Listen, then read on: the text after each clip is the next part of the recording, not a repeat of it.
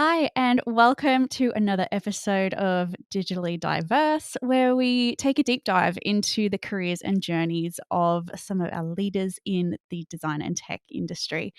Today, we are joined by Matt Gardan, the founder of Digital Native. Thank you so much for joining us, Matt. Pleasure. It's lovely to be here. Thank you. Thank you. So, yeah, I guess to start off, Matt, would you give us a bit of an overview of where you've come from and your career to date? Yeah, I'd love to. So, Ellen, I have a quite unique background in the sense that I'm what's called a third culture kid. So I was born overseas and spent a lot of my time overseas and travel a lot. And my career has kind of reflected that. Finished uni in New South Wales, stumbled into a job in an ad agency, ended up in Europe just after the turn of the century, and worked for a fantastic brand over there called Innocent Smoothies, a very well-known European brand. They're a bit like Nudie Smoothies over here. Then came back here and was the digital brand director for Westpac for a couple of years. Went from like crazy innovative startup to very traditional corporate role. Kind of wanted to experience both ends of the spectrum. And then started my own business about 10 years ago and was kind of doing half consulting, half just side hustle gigs around content creation and copywriter by trade. And then started Digital Native off the back of that, and it's kind of grown from strength to strength as it's kind of evolved. There are 7 of us now, and we're on track to kind of double this year, which is good. Lots of stuff in the pipeline. And basically, the business is very mission focused. We're very mission driven. So our objective is positive pixels, and basically that means, look, there's enough. Can I swear on here? Yeah, go for it. Yeah, no. Just thought I'd check. Some people are a bit like, ooh. Yeah, I mean, it's not a very big swear word, but there's enough shit online, and we want to make the web a better place one site at a time. So that's Love kind of our mission, and Positive Pixels really helps us make it very easy for people to work with us, and also make it very easy for us to decide that we're not a right fit, and just keeps us being passionate and motivated about the work we do. Yeah, I love that, and I love the fact that you're selective with who you work for. I think that just shows the values that you guys adhere to, and the people that you do work with, you obviously really mesh quite well together. So, yeah, I mean, I'd be curious to hear, like, what are the problems that you're solving? Like, who are you working with? Yeah, so we work in kind of 3 key areas. One is kind of renewable tech. So we work with a couple of great companies in solar and battery energy storage. So helping them get their messaging out, have websites that are engaging and compliant. One of the companies is listed on the stock exchange, so we have to make sure that all the investor data is up to date. Then pitch decks, brand announcements, branding, logos, all the kind of visual stuff that you associate with a successful company. Mhm. And then so that's one sector, is kind of renewable technology. We do a bit of work in blockchain and cryptocurrency. I've been deep into that space for about 6 years now, so we help some clients in that space. And usually it tends to be using blockchain for good. So one of our favorite projects was a project called the EMIN project, and that was helping migrant laborers in Thailand not get ripped off when they signed contracts to go and work in factories. So it's really lovely. One of the things about the blockchain is once you put something on there, you can't change it. And so what was happening was recruiters would be going out into the fields and getting these people from the country and bringing them back to work in the factory. And by the time they got to the factory, miraculously, their contract had changed and their conditions had changed, and what they'd signed up for in the field wasn't what they were ended up doing. And so this application just helped them lock in the terms and conditions at the field, as opposed to allowing them to change in the factory. And then the third is the kind of charity space. We do a lot of work with charities in New South Wales, just helping them have great digital presence, better donation funnels, better marketing materials, better branded material. Love that. Yeah, I think that's something super important that I never really realized before, is that charities actually applying for funding, and that is a whole massive process that they just don't have the bandwidth usually to dedicate someone to do. So if like someone can come in and like really make that efficient and do that for Yeah. such a like well-deserving sector, that's fantastic. Love that. Okay, cool. And look, I mean, not to blow our own trumpet, but we're pretty good at what we do, and we want to use those skills to help people as opposed to just work Mhm. for, large multinationals that could get anyone to do their work. Right. So we kind of want to try and, in our own small way, level the playing field and give the sort of quality of work that usually is only accessible to large multinationals to smaller players and to people who are trying to make positive pixels. Love that. In regards to like how you got started in tech and design, did you forgo into regular tertiary education, or how did you get started with everything? Yeah, look, to be honest, totally randomly. And that's one of the messages that I want to kind of leave listeners with today is just trust this excellent adventure that you're on and say yes to those crazy opportunities because invariably they're the ones that lead you in a totally different direction that you never would have ended up if you did what was expected or what people thought was the safe thing. Mhm. Take those risks, especially when you're young. You're not going to stuff it up. The worst thing that's going to happen is you die, and you're going to die anyway. So there's really no risk, especially when you're young, in taking the kind of the crazy gig or the job that really excites you or the thing that could work out or not work out at all. I mean, Mhm. obviously, don't jump out of a plane without a parachute, but you know what I mean. Yes, it's good to take those risks early on. So was the Yeah. first job that you got in an agency, was that like a really like risky move for you at the time? Like what was your thought process? Yeah, yeah. So I started. I did an arts degree at UNSW. So I did history and Mhm. philosophy. Nothing to do with anything that I ended up where I ended up now. And to be honest, my job wouldn't exist without the iPhone because that kind of completely transformed the internet for us and completely changed what we were doing. So Mhm. started history and philosophy. Was the editor of one of the student papers, and they sent me on a graphic design course. And it was like, ooh, I can draw now. And then out of that, finished uni and ended up at the Darling Harbour Association Society in their graphic department, doing posters and ads in newspapers and stuff. And then from there, went and started my own little advertising agency. There were three of us then. That was a little bit hectic and crazy, but great fun. And then ended up at TBWA. That was like a really big international agency. The biggest risk I took earlier in my career was going to Europe and just seeing how that would go, and saving up enough pocket money for a year, packing up my bags with the woman who would eventually become my wife, and we went over and we were supposed to stay for a year, and we stayed for 10.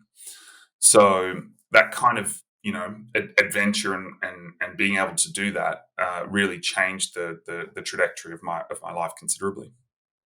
Love that. And I think it's something so important that I hear all the time with not only you, but myself as well. You plan on going for 1 year and then you end up being there for, in your case, 10, my case, 7. Like, it's just, you don't know where those decisions are going to take you. So, yeah, sometimes you just have to really lean into it. And yeah, I think what was the biggest thing that you kind of learnt about your craft while you were in Europe?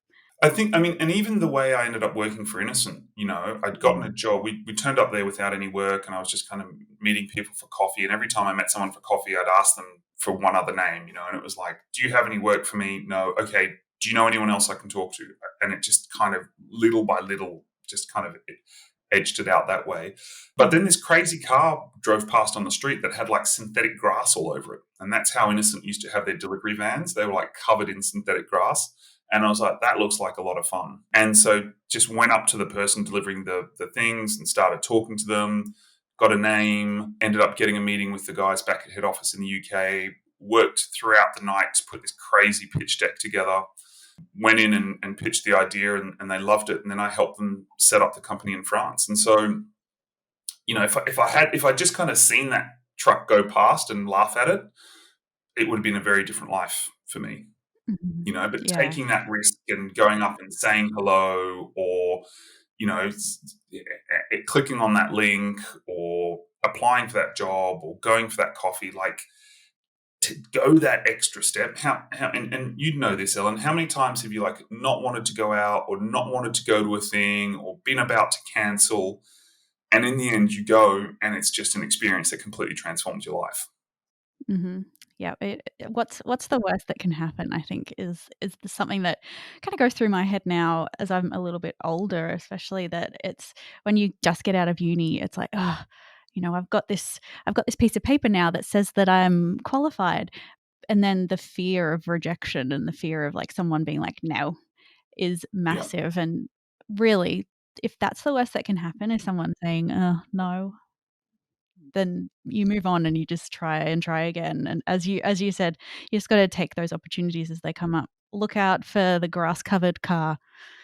Yes, exactly, exactly. And, Yeah, you are going to have to kiss a lot of frogs before you find your prince. 100%. And that just goes for, like, not only anything in your career, but just, like, in life in general, like, you just have to try stuff out. Yeah, and practice makes perfect. It's like a muscle that you need to flex. Exactly, But exactly. along with that, do you have any other advice for people just starting out? Yeah, I mean, first of all, take the risk. Take the risk is the first thing. Try and I wish we were more mission focused a lot sooner. Like Mhm, at work, having this banner of positive pixels that we stand under just makes us much more efficient in the type of work we do with the type of people we work with, and we just waste a lot less time. Everyone starts out going, I can do that, I can do this, I can do that. Try and specialize in an area that you're passionate about, and if you mhm, can, try and add some value or some meaning to yourself to what you do. So I'm really interested in accounting and horses. Okay. Try and find something that marries those two things together. Or I'm really interested in the environment and painting. Okay. Try and find a solution that marries those two things together. mhm. And being clear about what your values are and what you're prepared to do just makes it much more efficient in finding the people you can line up with. Your tribe is out there. Okay. Mhm. Your tribe is out there. You now have some skills. Your job is to find your tribe. Yeah, yeah, I think there's something a lot of people when you find your crew, right? Like, Yeah. something just clicks. Like, "Okay, yeah, this is where I'm meant to be right now." Did you have perhaps some opposite times in your career where you were like, "Oh, no, I don't line up with this. This feels icky." Like, how do you go about being faced with that? Yeah, I mean, it's a gut feeling, right? Like, when Mhm. you're turning up at work and it's not working and you don't like it and you're just there because you need to pay the rent. It's awful. It's Yeah. awful, and it was much more common 20 years ago. Let me tell you, like, I don't think people realize the just revolution that the internet has brought to us. You now can reach almost anyone in the world, right? And so if you like actually accounting for horses while wearing green socks, you can put that out there and you will find, it's pure maths. There's 8 billion of us on this planet. You will definitely find at least another 1,000 people who like horses, accounting, and green socks. Mhm. It's maths. What we didn't have before was that technology to easily connect everyone. Now we've got that technology and that communication. Even 10 years ago, Ellen, you and I couldn't do this cast together because the bandwidth wasn't there, the platform didn't exist. This Mhm. ability to create content and be true to who you are, it has just become so much easier and so much more efficient. Yeah, I know. Try and live within your means as much as you can. So if you can stay at home as long as you can, and just build a little bit of a nest egg to give you that freedom to go and try stuff. Because there's nothing better than being like, this job isn't working and I don't have to stay. Mhm. Yeah, that must be so empowering to be in that position. Yeah, yeah. And look, there's been lots of times in my career where I wasn't in that position and it's awful, and you just kind of have to muddle through. Mhm. But it's not that hard to get into that position. You know, Yeah. You don't need a new car every 3 years. In fact, you don't need a car at all at the beginning. Just get a bike or use public transport. You'll be amazed at the amount of money you save. And while you're on the bus or train, if you don't get seasick, you can work or read or listen to fantastic podcasts like this one. Yeah, there's so many different ways that we can like absorb content now, and anyone and everyone obviously can make a podcast and put content out there. So it's a whole new world, especially over the last few years when the Mm. bandwidth to create and connect online and work remotely as well. So what kind of speed bumps have you faced so far in your career, and how has that been shaped by them? Yeah, I mean, look, I think one of the biggest speed bumps was sadly, first wife and I got divorced, and then we had to come back to Australia. We started a family in France. I really wanted to stay, but I kind of wanted to see my kids, and so we came back to Australia. Ended up in a job I really didn't like. Felt like I was kind of stuck, needing the money to support this family. Ended up moving out, living in a tiny apartment. It was kind of a hard couple of years, but I know it was important because I was being true to what really mattered to me. And this is the thing about adversity or about setbacks is you will always get through it. Mhm. It doesn't matter how bad it seems, you will get through it. And so having that kind of trust that you will work it out makes those moments more bearable. And if you look at every kind of great invention or every kind of great leap forward or even every great shift in your own personal life, typically they start with there's a problem that I need to overcome. Mhm. Especially now when life is so comfortable, we try and avoid all the problems, but actually dealing with the problems and facing the problems leads to new thought, leads to creativity, leads to better outcomes. And we see this in life all the time. You look at like huge storms come through and clear out all the dead wood, clear everything away. It's massively dramatic and traumatic while it's happening, and it is a tough experience. But after that, you come back stronger, you build back clearer, the old stuff's gone, and there's this kind of regeneration that happens, and that's a very natural process on this planet. Mhm. Yeah, I totally agree with that. Like, I think my granny has a saying where it's like a muscle, right? You have to stretch yourself, and you need to, stretch the confines of your comfort zone, because the more that you do that, the more things that you will eventually be comfortable with and can take in your stride. So, yeah, Absolutely. there's not much point in trying to stay huddled up and be a little hermit crab. You got to get out there. Yeah, yeah, and I think, and Mhm. we all know people who play it really safe, and you kind of know they're really not happy. Mhm. Yeah, You yeah, know, it's almost, like, restricting in a way. it is, or they've done the safe thing or what everyone thought they should do all the time, and end up with a nice little house and a white picket fence and coming home and watching TV every night, and that might be fine for them. But I think for us creative people, and if you're listening to this podcast and you're in tech, you're there because of the excitement of being in one of the most cutting edge industries on the planet, and you want to create new stuff and you want this excitement of the new, and your soul craves that too you Mhm. know And I think as well, like, with this community, people taking risks and celebrate the failures just as much as the successes, because if you fail, it means that you've tried something new and you've learned something from it, where perhaps in some more traditional industries, that is not as looked upon so favorably. So I think, yeah, we're really lucky that we've got such a supportive community where everyone's like cheering each other on to do cool shit. Yeah, I love that. Is there, kind of like on that same vein, is there anything that that you do yourself to like keep that motivation and productivity going, or things that you do for your team? two questions there. I'll start with the team because it's kind of easier. We're very focused on being a high performance team, so we talk a lot about what that means, what we did well. You can only really do this. There's three key factors for a high performance team. One is trust. You have to trust the people you're working with, and part of Mhm. that is I trust you're going to do your job well, and I trust you're going to support me when I stuff up. Yeah. So we're very big on like, I haven't done that yet. I need help with this. This isn't working. Does anyone know how that works? I'm still figuring this out. Having a culture where you can say you don't know everything, especially the team's quite young, really helps people grow and be invested in the work they do.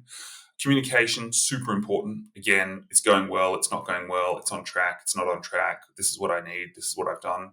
And Mhm. then just holding yourself to a standard of excellence. So, is this the level that that you're proud of, and is it the work that you want to be known for, and is it the work of a high performing team? Mhm. Now, sometimes there are constraints to that. Look, it's a one-page flyer. We're not going to spend 6 months on it, but we're going to make sure that it's a really well done one-page flyer and that we got it done efficiently. Mhm. And then personally, I'm really big on meditating. So I meditate every day, lots of mindfulness, and that really helps me just kind of manage the stress and chaos of the day. And then exercise is so important, even if it's just getting out and walking around the block. Mhm. I've gotten back into swimming recently, which I really love. So I'll swim 4 or 5 kilometers a week and just kind of get that out. And I find also that's a really nice meditation to just kind of be doing laps and thinking about nothing and having stuff come through and having ideas come to you then. So Mhm. I would definitely recommend, some form of meditation. It doesn't need to be sitting and closing your eyes. It can be raking or some sort of, or ironing or, swimming or running. Just some sort of activity that's kind of low level brainwave stuff is so helpful for everyone. So find what you Mhm. love that kind of distracts you and make sure you do that every day.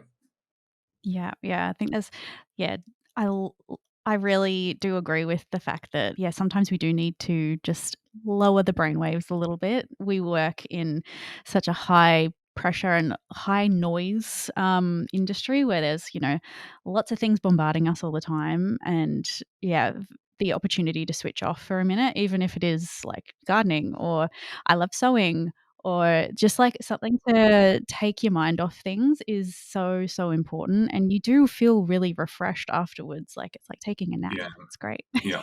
Another hack I got recently, which is really good, is I don't sleep with my phone in my room anymore. Yeah, I need to do that.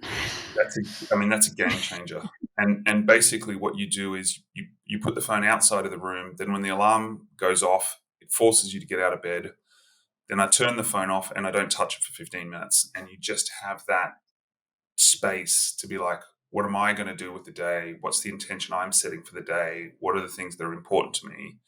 And just Mhm. that little bit of intention and setting, this is the key thing I need to get done for the day, will transform your day. Yeah, Because just otherwise, gives you a little you bit more wake up focus. and the first thing you're stimulating yourself with is either chaos or doom scrolling. Yeah, guilty. Man, yeah, same. We've all been there, and I see my kids do it too, and it's just like, come on, like, just don't Mhm. use that. If you even just start with 5 minutes, you'll be surprised how much better you feel. And little Yeah. by little, work up to 15 minutes, half an hour. If you can afford to not touch your phone for the first half an hour before you get up, you will be smashing all your goals in the next 6 months. There you go, folks. Matt Gardan's, rule to life and smashing all your goals is don't touch your phone in the Yeah. morning. Check back in 6 months and let me know how you're going. Yes.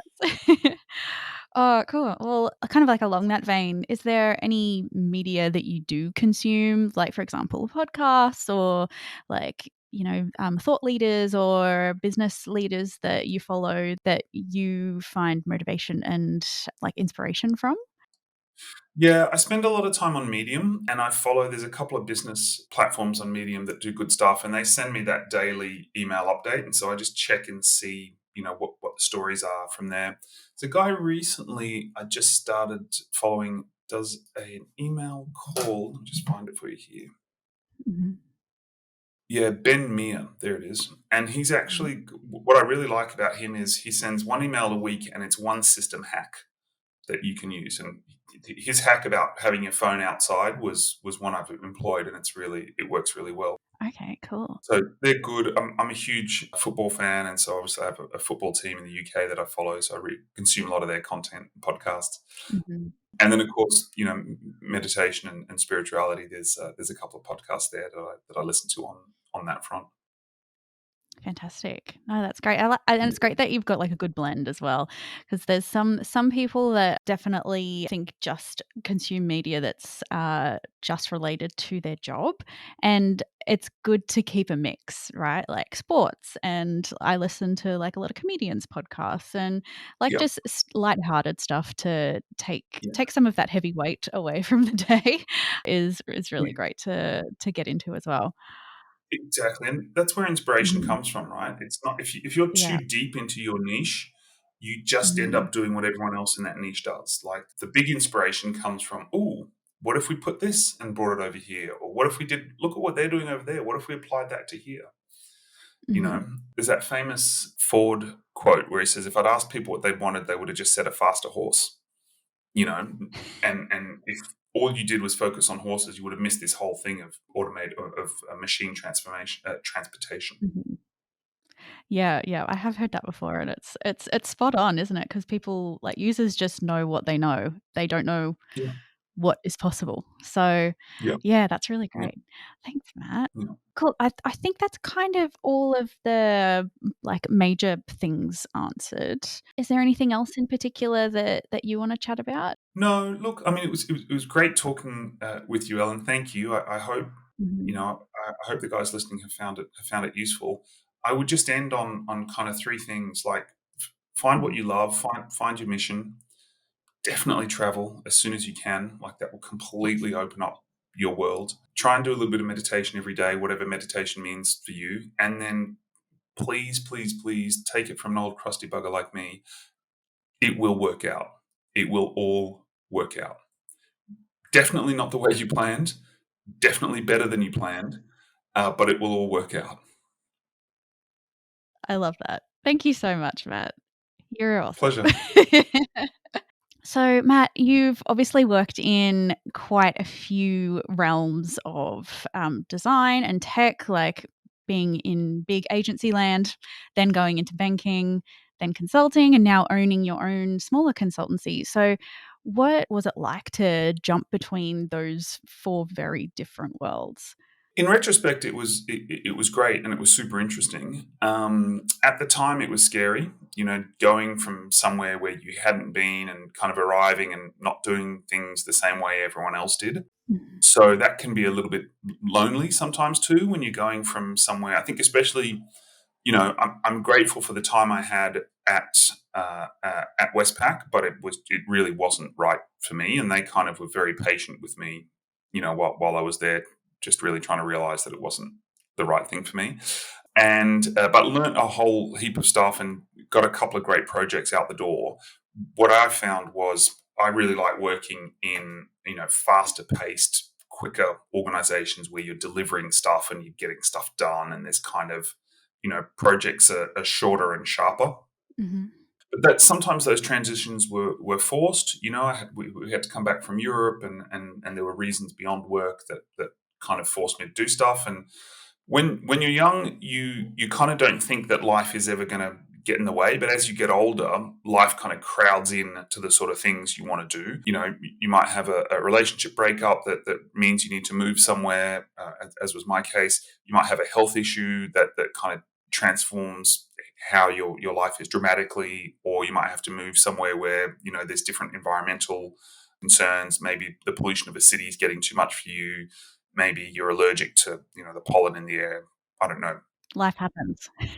Happens. It does. It does. Mhm. And again, that's part of the thing of just trust that it will work out. And sometimes when things don't go to plan, that's kind of the best blessing you could possibly have. Mhm. And even recently, a couple of years ago, COVID, everyone was like, "Oh my god, what's happened?" And COVID was an awful thing, and lots of people suffered deeply because of it. But out of the Mhm. back of that, we now have a much stronger acceptance of working remotely that we didn't have before. Mhm. And we now have a much stronger understanding that you can do things online, and everyone knows what a QR code is, and everyone knows how to use these types of platforms. And so, even out of something that's kind of quite awful, there are benefits that have come from it. Mhm. Definitely. Yeah, it's a yeah, you're right. Like, when life happens to you, it changes your priorities and in ways that you can't predict. So you just kind of got to roll with it. And you're right. Things don't go to plan, but a lot of the time they don't go to plan, but they end up better than what you thought they would. So yeah, no, that's great. Exactly, and that's why having a kind of a north star that's important to you, or some sort of mission or values that are important to you, they're really crucial in those times when life's not going to plan. Because then it's like, okay, Mhm. what's important to me, what are my options or what aren't my options. Yeah. So I Yeah. really value freedom. So actually, it's not an option for me to go back to a 9 to 5 job, right? That's just never going to be an option. So my solutions are always going to be outside of the box, and that's just what works for me. And if they can include travel, then great. And that's the kind of focus I put my attention on when there's a problem that needs solving. Yeah. Yeah. Having that North Star and having that mission and focus, I feel like as as many storms come through, if you're tethered to that, then yes, you're going to get knocked around a bit, but you're not going to go flying off into the wind. Like you're going to still feel secure, and you just kind of weather it and keep on trucking. Yeah. Yeah, exactly. Mhm. And look, Great. over time, life is long. That North Star can shift a little bit, but typically, Yes. and play around with it. Okay, Mhm. yeah, I'm passionate about human rights. Okay, great. And actually, at the beginning, that might be wanting to smash the corporations and all of that. But after a while, it might be actually just making it easier for people to get employment, because you understand that for certain people, having a little bit of money is better than having no money at all. And actually, having a little bit of money from a corporation is better than having no money at all. And so you kind of start to get a bit more nuanced in your beliefs about what the solution could be. Mhm. Yeah, yeah, I totally get that, and actually kind of reminds me of one of our first episodes with, Leonora Horn. She came in and she works with Bradken, who are like quite a well-established, mining company here in Newcastle, and she's, quite green and realized that she could actually make such a big impact actually joining one of the big boys in the industry and making change from within, rather than joining a really a really like young small startup and changing the world with like how much impact could she actually have. And she actually really loves working with Bradkin now because she's doing really really big things with them. So yeah, it's all about kind of like, yeah, being flexible with your values and how do you measure impact. Yeah. Exactly. I mean, not flexible in the sense that you're going to compromise on them, but just flexible in the sense Mhm. that there's different ways to arrive at the same goal. Yes. Yeah. And Yeah. I think that point you just mentioned about that person is fantastic. She got into the organization and then started to create positive change from within, which is Mhm. much easier because people trust you, and also you have access to the right people, right? If you're chaining yourself to trees, you're never going to be able to talk to the CEO or the financial officer of the company to change the way they do their Mhm. logging. But once you're inside, if you have access to senior people, you can start to shift the conversation a little bit. You know, 100%. And like the thing that she realized as well is a lot of these big C-suite people in these big companies, they actually do want to do good impact stuff. Like they do want to be involved, but they need people like yourself and like people who are really passionate about these things and really knowledgeable about these things to come in and help them out, because at the end of the day, they're they're just trying to steer the ship, but if they don't have other people yeah. helping them and advising them, then they can't really do the good work. So, yeah, sweet. Thanks, Matt. So, Matt, is there any other tidbits of advice that you'd like to give to young designers or younger people in tech when they're just starting out? Yeah, definitely. I mean, two things. One is, and this has become more apparent as I get older and as I know more people, but your network is your net worth. Business is people interacting with each other and transacting with each other. And so if you can't connect with the right people, it's very hard to get the right deals done, and it's very Mhm. hard to have access to the right opportunities. So one of the ways when you're young that it's really easy to do that is to go and look for mentors. Mentors, by definition, are very generous with their time and want to help you and want to give you their advice. And they will also be able to connect you to people within their network. And so it's a very easy way to, if you want to get into horse racing with green socks, find one of the best jockeys and talk to them, or find one of the best trainers and send them an email. You'd be surprised Mhm. how just a well-worded email about, look, I love your work, I'm really interested in this, I'm just starting out, could we meet once a month for a coffee, and can you just give me some basic advice? I find it really useful. 9 times out of 10, people would be like, absolutely, I'd love to tell you, what my story was and what to avoid. People tend to be too scared to ask, but there's no harm in asking. And until you ask, the answer's no anyway. What's the worst that can happen? Exactly. Yeah. Find a couple of mentors, even if it's people you admire in your family or in your community, or people you admire in the industry. Reach out to them, see if they've got time for coffee, potentially see if there are mentoring networks that could be useful. I think this is especially important for women starting out. Men kind of tend to do it almost organically, but I think women definitely need to foster, girls' clubs. Mm-hmm. Yeah, it's just a much more efficient way of reaching the right people. Yeah, literally just got back yesterday from a Women in Tech event in Sydney, and it was so wholesome and so great to be in such a smart, just surrounded by such smart women. So I think that's something that's kind of changing. Definitely less competitive, I think, than what it used to be, and more a culture of building one another up. But yes, you're right. It is something that should come quite naturally to everybody. And yeah, it's like a muscle. You gotta work it. And I think as well now that it's so much more easy to reach out to people through LinkedIn. LinkedIn is such an easy way to connect with people. It's literally what it's there for. Just ping them ping people a connection request. I do it all the time. I just and that's how we became connected. I'm just like, Yeah, hey, exactly. this guy's doing cool things, so I want to talk to you. And that is honestly so easy. People want to chat and share their knowledge. People love getting their ego stroked. It's a win-win for everybody, right? So yeah, if you ask the right questions and are polite, then lots of doors will open. Absolutely. Yeah, great. Awesome, Matt. I think how do you feel? That all good with you? Yeah, I think that's great. Sweet. Ugh, so good. Yeah, I feel really good about that. I feel like there's lots of nuggets of gold, and Awesome.